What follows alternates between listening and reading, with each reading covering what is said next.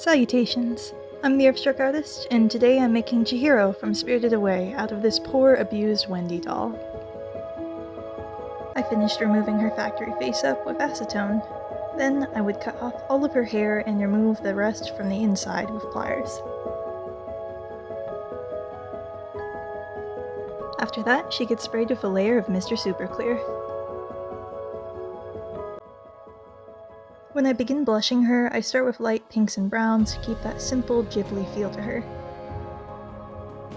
Mostly keeping it on her cheeks, forehead, chin, and also lightly around her eye sockets.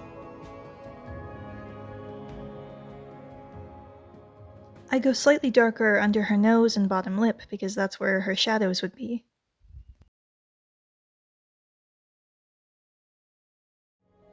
I color in her nostrils and outline her mouth shape in a dark brown, pressing a little bit harder in the corners of her mouth.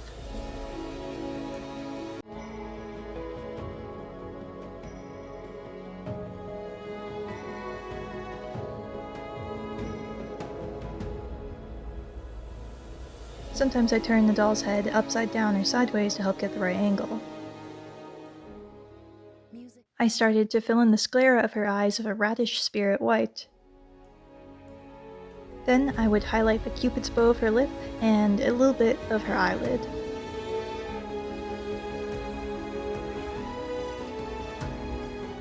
Darkening her irises with a no-face black and leaving room for a small highlight.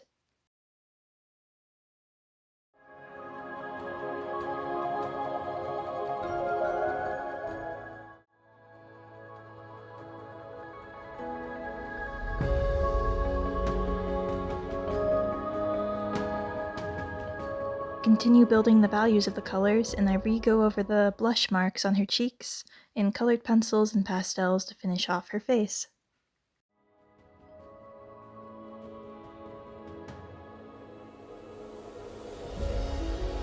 To get started on her clothes, I sew a simple pair of pink fabric shorts.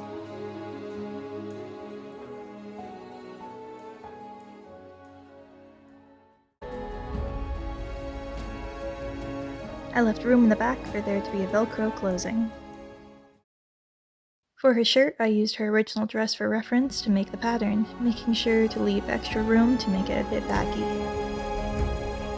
Here is all the pattern pieces I used.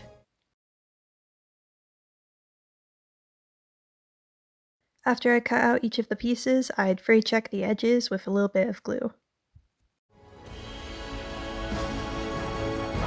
Then I went on to hemming the bottoms of the front and back pieces, and then I would trace out where they would be sewn together on the shoulders.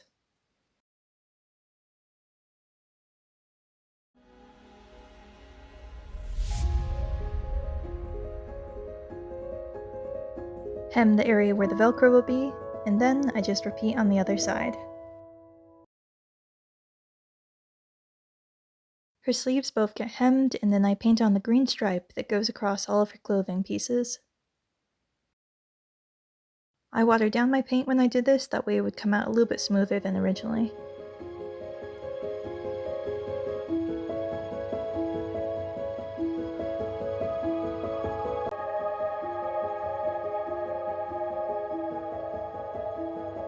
I sew the sleeves into their spots, and then fold the shirt inside out to sew it in its final place.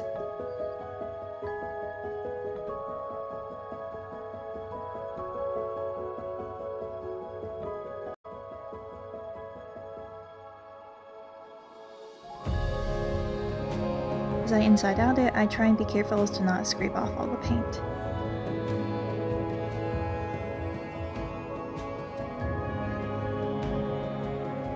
As I try it on the doll, I take notice of where I want the Velcro to close in the back with, and then I paint a strip of fabric green. This will be the collar of her shirt. Before I use hot glue to put on the collar, I get my final placements of the Velcro, that way it closes all the way in the back and I don't see a big gapping of the collar.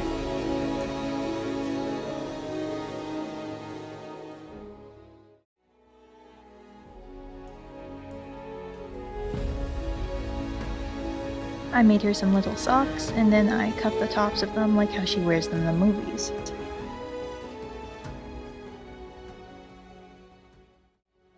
I start her shoes by wrapping one of her feet in tinfoil to get the shape that I want. Then I layer it in parchment paper and trace out the pattern I want for her shoe.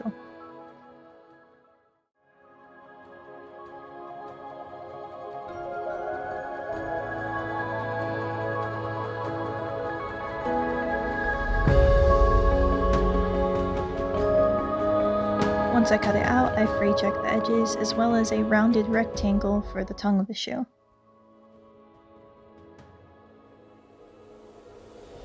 The tongue of the shoe gets glued underneath the top base of the shoe.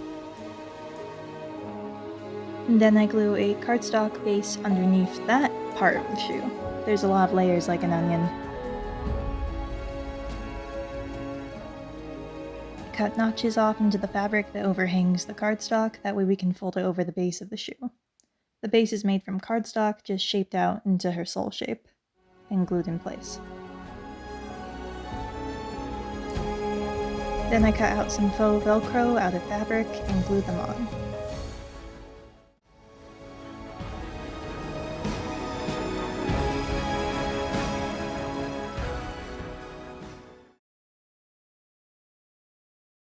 Get some actual soles to her shoes out of some white foam.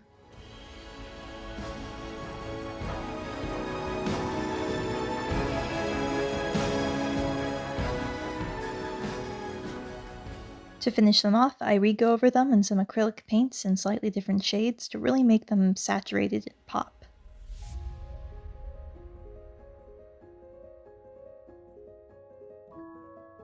They are a little bit wonky shaped, but I feel like they hit close enough to what they look like in the movies.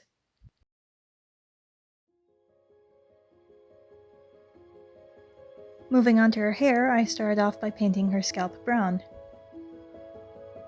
Then I begin gluing on brown yarn wefts, starting with her side bangs directly in front of her ears.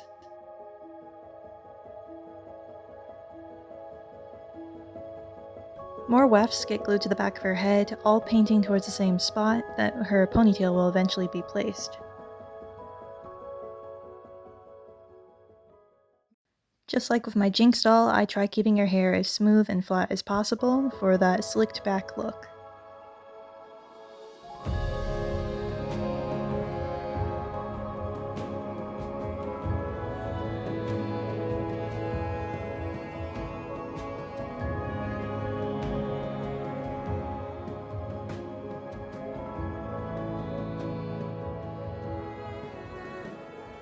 Once I get back to the front, I start gluing all the wefts starting at the ponytail point and hang down into her face to make her bangs.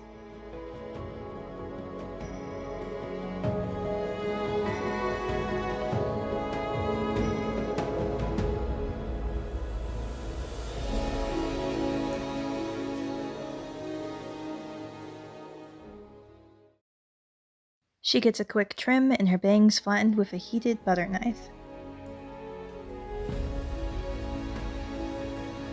At this point, she's rocking that semi-bowl cut schoolboy look, and honestly it doesn't even look that bad.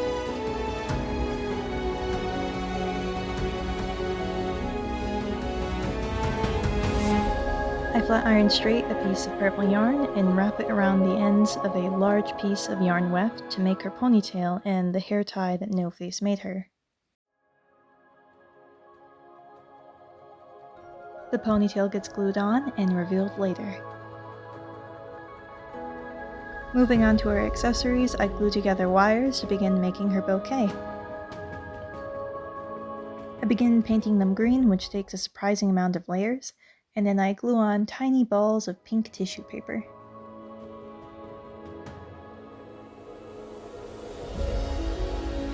I take the same pink tissue paper and I cut it into a strip.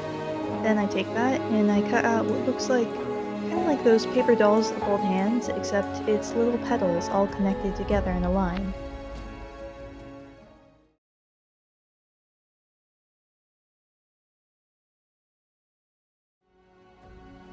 They get glued on around each ball.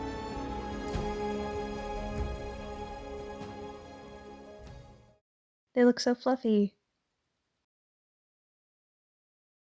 I also wanted to include Chihiro's goodbye card from her friend, so I made it out of construction paper and colored pencils.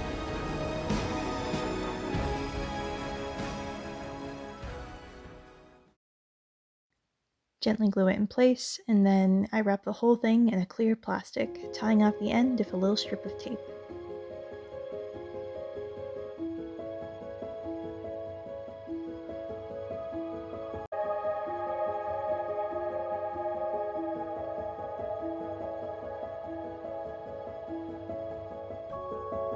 The final detail for the bouquet is a little bow tied off at the base. I just made that out of a little bit of fabric.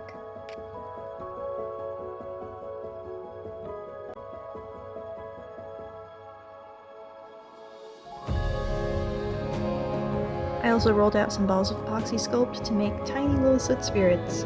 I textured them with tinfoil off screen, and then I flattened the bombs, that way they'd be able to sit up straight without rolling over.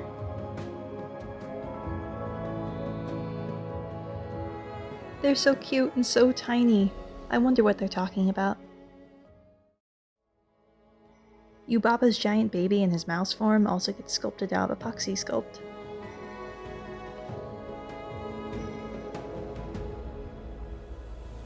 Give him a little face paint, and he's ready to go sit on Chihiro's shoulder. A chunky little gentleman. I paint a little background.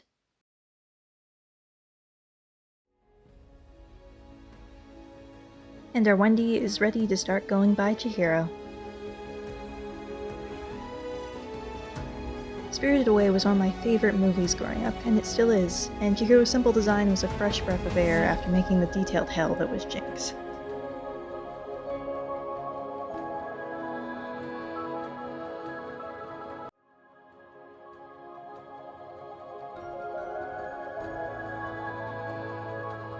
She came out really cute, and I do plan on eventually making a haku doll to go with her, but up next is Vi from Arcane. So, see you soon. Toodaloo.